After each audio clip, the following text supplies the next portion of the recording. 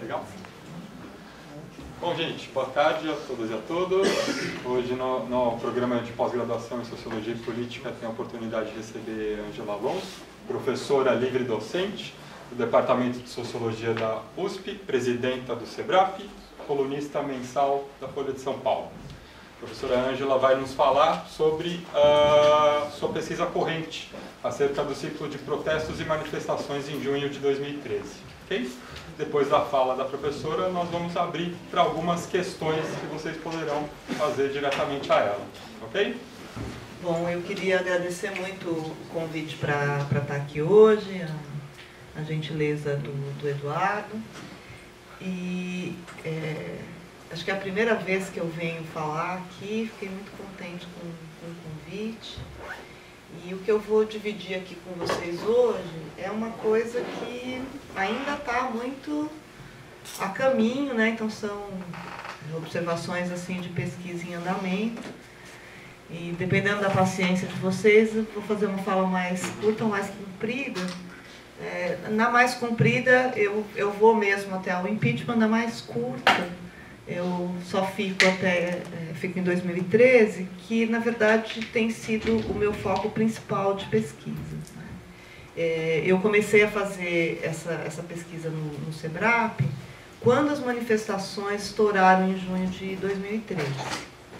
Na época eu era diretora científica e houve assim um grande rebuliço entre os pesquisadores, bom, entre todo mundo, de perplexidade, mas houve assim um empenho coletivo de vamos fazer alguma coisa, vamos estudar o que está acontecendo. Somos uma instituição de pesquisa, vamos estudar. Aí, como só ia acontecer nessas situações, na hora todo mundo se entusiasmou muito. Depois, eu que era diretora científica, fiquei com o projeto e cada um foi cuidar da sua vida, né?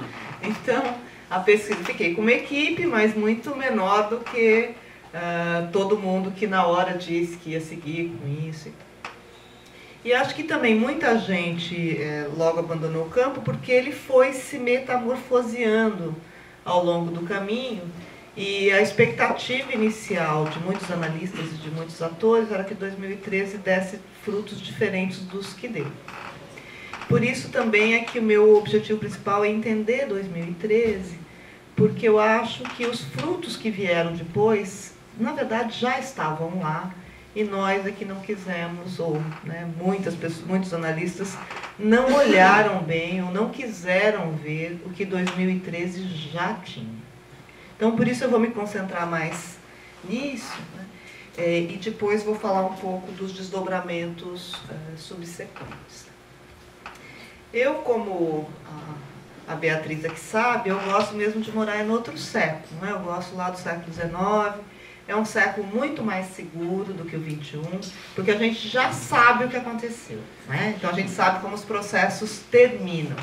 Então eu estou acostumada a trabalhar com processos políticos, com movimentos sociais, mas com temporalidades que já permitem ver o desenho inteiro do processo, onde é que ele começa, onde é que ele acaba, ou pelo menos onde ele muda fortemente de feição. Nesse caso, é um trem descarrilhado, como a gente tem visto, né? A gente não sabe para onde ele está indo e parece que a cada nova semana, quase, a gente tem novos episódios que vão se acrescendo numa tendência que a gente ainda não conseguiu desenhar. Então, falar do processo político inteiro é absolutamente, né, temerário, e o que eu procuro fazer estabelecer apenas alguns elementos desse processo político que ajudem a entender especificamente o que aconteceu nas ruas em junho de 2013. Além dessa dificuldade da proximidade histórica e de um fenômeno que está em andamento, a outra grande dificuldade que o fenômeno apresenta é o fato da gente ser parte do que está acontecendo, num sentido muito intenso. Acho que para a minha geração, que viveu o processo de redemocratização, que viveu a ascensão do PT, o que está acontecendo agora tem uma carga emocional, acho que muito mais forte do que para gerações subsequentes que não viveram esse período. Então, também conseguir apartar um pouco essa proximidade emotiva ao analisar o fenômeno também é bem difícil, né? Eu estava contando até para o Eduardo agora, começando a fazer as entrevistas com o campo conservador, é muito mais difícil também conseguir conversar com esse outro lado da cerca que a gente não costumava frequentar muito, né? Então, por todas essas razões, o que eu vou apresentar para vocês é provisório e é de risco, né? É uma pesquisa a meio caminho com todos esses problemas possíveis. Bom, o que, só para dar um pouco de crédito, o que eu estou fazendo aqui, então, é uma pesquisa que eu tenho uma equipe, né? Não é um trabalho solitário, e ele se baseia num grande banco de dados de informação de imprensa. É grande, mas é pequeno, porque a gente se concentrou muito em junho, mas a gente tem agora um banco de eventos de protesto que vem desde janeiro de 2013 até o impeachment da Dilma, que foi onde a gente resolveu parar, porque esse processo não acaba mais, né? Então, a própria noção de crise já é uma noção difícil para aplicar para a conjuntura brasileira, porque a gente sempre pensa em crise como alguma coisa localizada e essa crise não acaba mais. Bom, então vamos lá. Quando os protestos apareceram também com eles uma série de maneiras de abordar, aparentemente muito diversificadas, e claro, sempre as interpretações são diversificadas, mas eu acho que há três grandes maneiras de enquadrar o que aconteceu que apareceram já em 2013 e seguiram aparecendo depois, né? Uma que apresenta os fenômenos. Bom, para além dessas três, tem uma quarta que nem está aí, mas que é a maneira pela qual a grande mídia, a opinião pública, enquadrou imediatamente os protestos, que foi utilizando aqueles vários termos, né? Primavera, insurreição, luta... Oi? Jornada. Essa eu ia deixar por último. Ah, desculpa. Porque essa daí é que pegou, né? Jornadas foi uma que pegou, eu estou tentando investigar por que será que pegou Jornadas, né? Jornadas tem uma carga que imediatamente encaminha para um tipo de explicação, que é a explicação de que aquele evento é um evento de esquerda. Então, essa nomenclatura, que foi uma nomenclatura que vários analistas de esquerda passaram a adotar, tinha essa chave positiva do fenômeno. E, do outro lado, na mídia, sobretudo na Globo, mas praticamente em todos os meios de comunicação, funcionou muito uma disjuntiva entre vândalos e pacíficos, né? A rua estava ocupada por dois tipos de atores, desses dois tipos. Agora, se a gente... Bom, os vândalos são os que fazem a baderna e tal, né? Os pacíficos são a gente de bem. Mas se a gente olhar só as interpretações acadêmicas do fenômeno, então eu acho que a gente pode agrupar nesses três grandes grupos, né? Um deles tratou do fenômeno muito na chave das crises. Então, seja crise de representação política, crise de um certo padrão de relação entre os atores sociais, uma mudança social acarretada pelas novas classes médias, né, de que se falou muito. Então, são explicações que apareceram, por exemplo, o Marcos Nobre, nessa altura o Marcos abandonou essa pesquisa que eu propus no SEBRAP, porque ele escreveu na hora o próprio livro, porque, na verdade, ele já tinha uma interpretação do que estava acontecendo, e o fenômeno, então, que estourou ali, era uma consequência do que ele já vinha estudando. Acho que a interpretação do André Singer é um pouco assim, quer dizer, são interpretações que, na verdade, propõem interpretações da sociedade brasileira, e o fenômeno junho aparece como um resultado. Uma outra maneira de entender os fenômenos, que foi a que mais produziu estudos, foi a que focalizou atores. E aí, outra vez, a ideia de novidade foi uma ideia super importante, porque muitos estudos apareceram em torno do que se consideraram os atores novos e do que se consideraram os atores causadores ou líderes do fenômeno. Então, o MPL, por exemplo, foi tomado desde o princípio por analistas e pela mídia como o movimento causador do fenômeno junho, como se ele fosse um movimento realmente estruturador do fenômeno, né? Isso se deu de barato.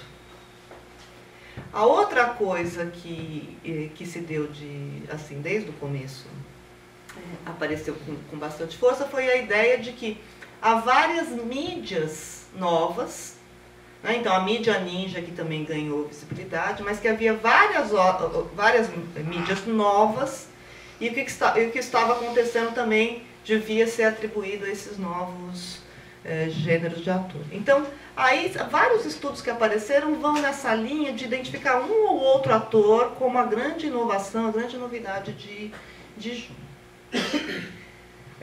Um terceiro grupo ao qual eu me filio desconfia um pouco dessas duas coisas. Assim, né? Primeiro porque as causas apresentadas nessas explicações são sempre causas muito gerais. E são causas gerais que já estavam disponíveis no cenário nacional 1 ano antes, 2 anos antes. Elas não apareceram em junho. Por que junho? E essa dos atores vale mais ou menos a mesma coisa. O MPL estava na praça já fazia bastante tempo. A mídia ninja estava na praça já fazia bastante tempo. Agora eu estou reconstruindo os protestos para trás, né, de 2012, a quantidade de coisas que estavam acontecendo em 2012 já é bem expressiva. Então, eu acho que olhar para os atores ou olhar para as causas nubla esse processo que é mais complexo do que uma causa, um ator. Então, a minha opção, como a de outros analistas, como o Breno Bring e outras pessoas têm trabalhado nessa direção, é de acompanhar o processo de mobilização, tentar entender o que estava acontecendo antes de 2013, que vai gerar esses atores, as suas bandeiras e as suas maneiras de agir. Então, o que eu estou tentando fazer é analisar também a questão de um ponto de vista teórico que não leva em consideração, não toma como ponto de partida os atores em si mesmo e como eles definem o processo, as suas causas, né? Também não estou pensando a partir de uma agenda particular, como, por exemplo, os transportes, que foi a agenda muito apontada na época. O que eu estou considerando é que todo protesto é um gênero de cena conflitiva, no qual há vários atores envolvidos e que eles vão travando um jogo estratégico em que eles vão se posicionando, se reposicionando uns em relação aos outros, conforme as posições dos adversários. Eles não agem imbuídos de grandes princípios orientadores da vida de modo geral. Eles são atores conjunturais e eles vão se reorientando nas diferentes conjunturas.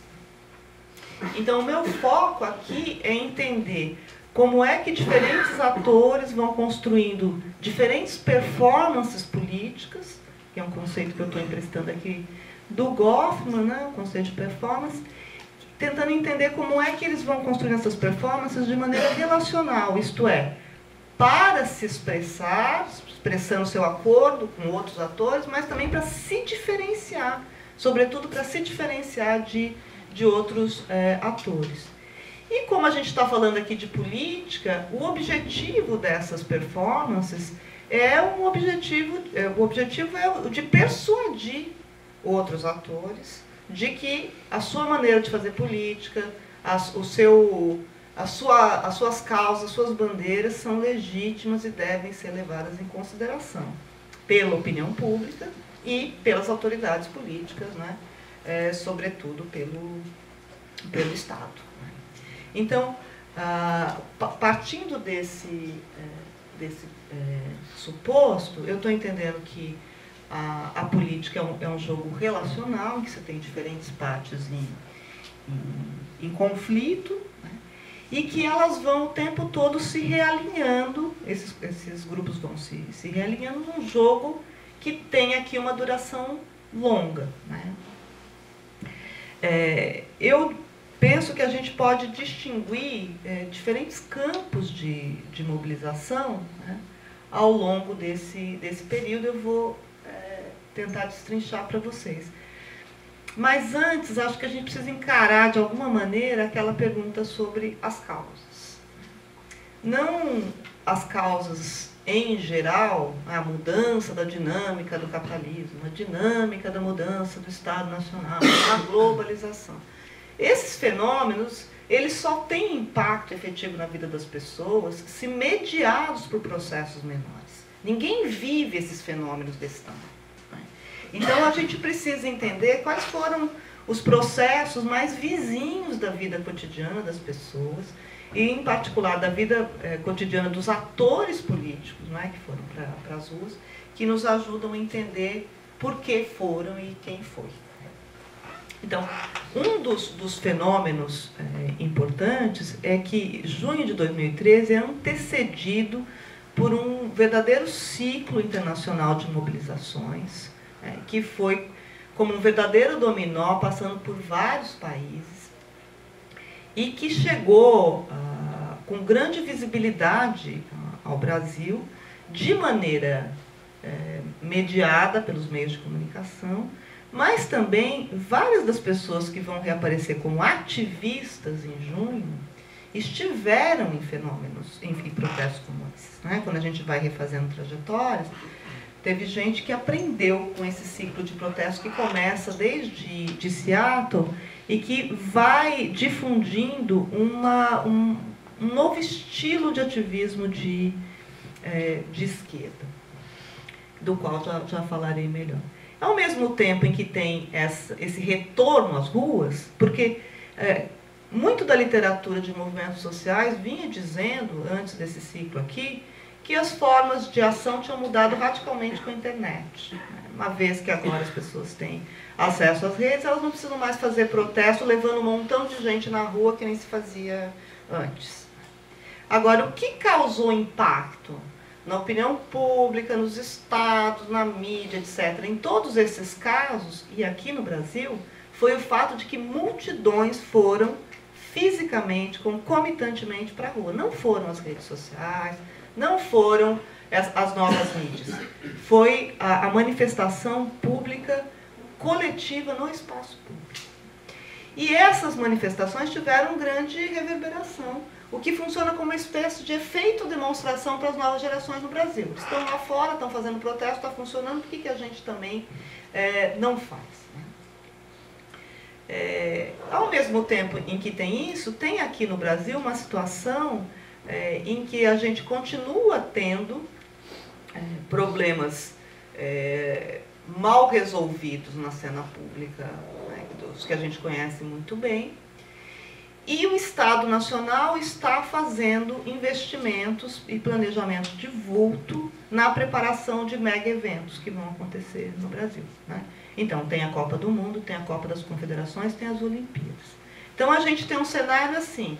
Aqui tem muitos problemas urbanos, etc., sociais. A gente tem dinheiro, porque o dinheiro está sendo gasto nessas outras coisas. E tem gente lá fora que está protestando e isso está dando visibilidade. Então, acho que essa é uma dimensão do ambiente político que... e ficou feinho meu PowerPoint. É uma dimensão da cena internacional que teve impacto aqui. A outra coisa importante é que, ao longo do governo Dilma, que tinha, a gente precisa lembrar, ela não tinha assumido há muito tempo, e ela assumiu, desde que assumiu, ela adotou uma perspectiva diferente em relação aos movimentos sociais do que tinha o governo Dilma. O fato de estar o mesmo partido no poder não significa que essa relação tenha ficado inalterada. Mesmo o governo Fernando Henrique foi um governo mais permeável ao diálogo com movimentos do que o governo Dilma. O governo Lula foi um governo de incorporação de movimentos. O governo Lula levou ativistas, levou pedaços inteiros de movimentos seja para formular políticas públicas, para gerir órgãos públicos, ele incorporou essa gente que fazia protesto na rua. A Dilma adotou desde o começo um discurso mais tecnocrático, né? A ideia de que a solução para os problemas nacionais são soluções de tipo técnico, muito mais do que político. E como a gente viu já na beira do impeachment, a Dilma tinha uma certa dificuldade ou até um certo desgosto de fazer reuniões de negociação política, daquelas que realmente os políticos fazem só para se informar mutuamente do que está acontecendo e não para tomar decisões. Então, ela se afastou dos movimentos tradicionais, que eram movimentos de suporte ao PT, e ela não se aproximou, passou ao largo de novos movimentos que vinham se constituindo. Então, isso fez com que começassem a aparecer movimentos pequenos também fenômenos de protesto, para os quais o governo olhou com displicência, como se eles não tivessem relevância, como se eles não fossem impactar a política nacional, né? Como vocês podem ver, aqui a gente tem uma série de protestos que vão acontecendo antes de junho de 2013 e que já mostram aí a presença de diferentes movimentos com diferentes temas e com capacidade de mobilização e em face dos quais o governo se manifestou de maneira pouco efetiva, pouco negociadora. Então, a gente tem um contexto internacional que incentiva o protesto, a gente tem aqui uma situação nacional de pouca negociação entre movimentos e governos, e a gente tem gente nova, né? Tem mudança no país. O que aconteceu ao longo dos governos Lula, há uma discussão enorme, na qual não vou entrar, se as políticas do governo Lula causaram ou não causaram esse fenômeno de mudança social. Para mim, isso é o menos relevante aqui. Para mim, o importante é que sejam políticas desse governo, sejam processos de mais longo prazo, seja o salário mínimo, seja o Bolsa Família, seja qual seja a política também, o fato é que houve uma mudança da estrutura social brasileira durante esse período, para usar a frase cara ao presidente preso, como nunca antes na história desse país. Foi uma mudança social muito rápida e que, como acontece em qualquer sociedade com mudança social muito rápida, isso bagunça muito o coreto, né? Bagunça nesse sentido do qual muitas pessoas vêm falando, né, no sentido econômico, mas tem aí mudanças que, para entender comportamento político, eu acho que são mais significativas. Uma delas diz respeito ao fato de que as pessoas passaram a ter mais acesso ao universo de bens e consumos, etc., né? Você tem ali um crescimento de renda. Mas você tem também um crescimento enorme do acesso à educação superior. E esse acesso não é um acesso a instituições todas do mesmo nível. Então, você tem mais gente escolarizada, com padrões de escolarização muito variáveis, e que não tem, então, a gente não está falando de um processo de mudança social no qual os novos, os beneficiários serão todos socializados da mesma maneira e vão pensar da mesma maneira, como pode acontecer em sociedades menores ou em outros tempos. Aqui nós estamos falando de uma diversificação. Você tem mais gente com capacidade de participar da competição política, do debate político, mas entrando nesse debate de maneiras muito diferentes. E o outro fenômeno, né, de mudança de renda, eu acho que o mais importante a prestar atenção é menos o fato de que você tem aumento da renda em si, mas o fato de que você tem diminuição da distância social entre os grupos. Isso tem gente que está ganhando quando sobe, mas quando tem um grupo que sobe, o grupo que está acima perde relativamente. Ele perde, sobretudo, em status. ele perde prestígio social. Ele perde os signos de identificação social que ele tinha. Então, a gente viu acontecer, antes de 2013, vários episódios, como nos aeroportos. Manifestações de frequent flyers incomodados com a presença de uma gente diferente em costumes, em cor, em renda, etc. com eles.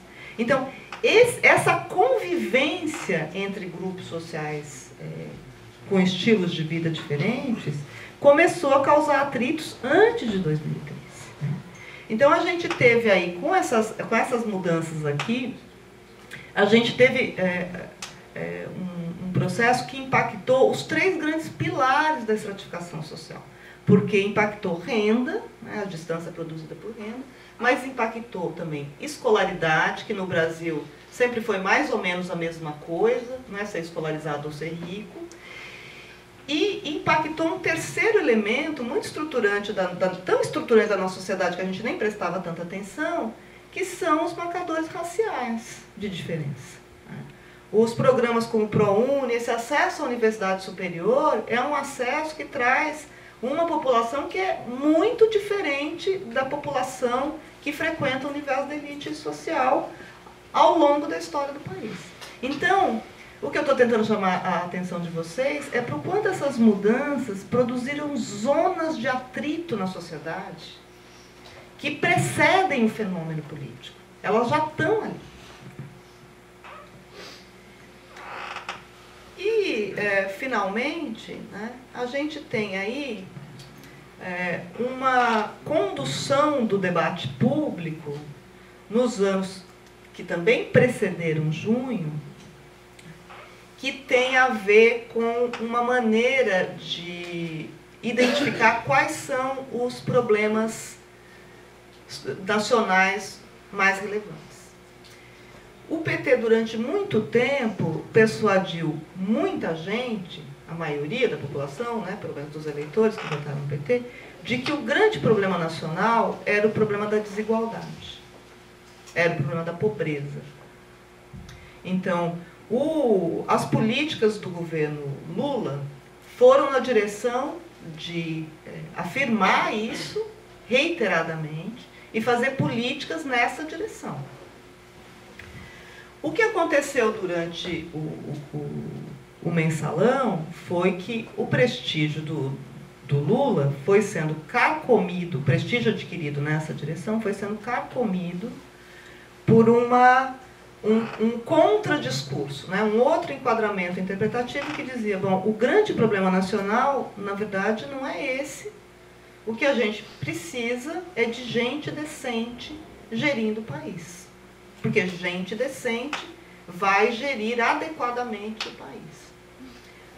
Então, durante o mensalão, houve essa grande difusão e grandes meios de comunicação fizeram isso, mas eu acho que talvez a Veja tenha sido a mais importante em fazer essa construção narrativa, né, de que a gente tem uma elite política cujo epicentro é o governo, que é ocupado pelo PT, que é corrupta.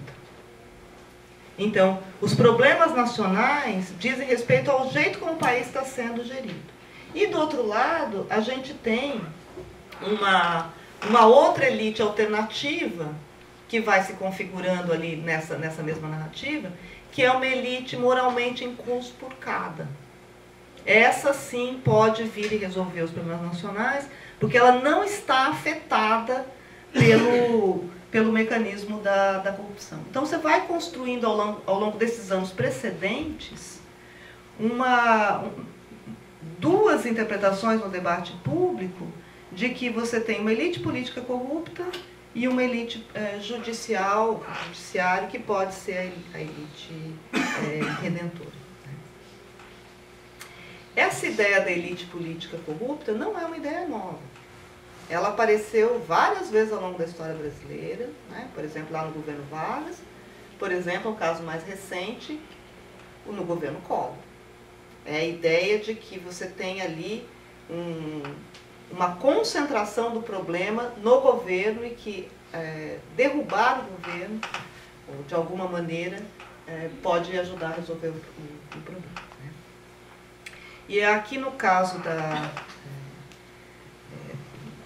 agora mais recente, o que a gente tem então é um clima, né, anticorrupção que vai se formando, né, e que pode ser aferido em vários outros meios, mas eu acho essas capas aqui da Veja muito expressivas, não é, do que está se passando.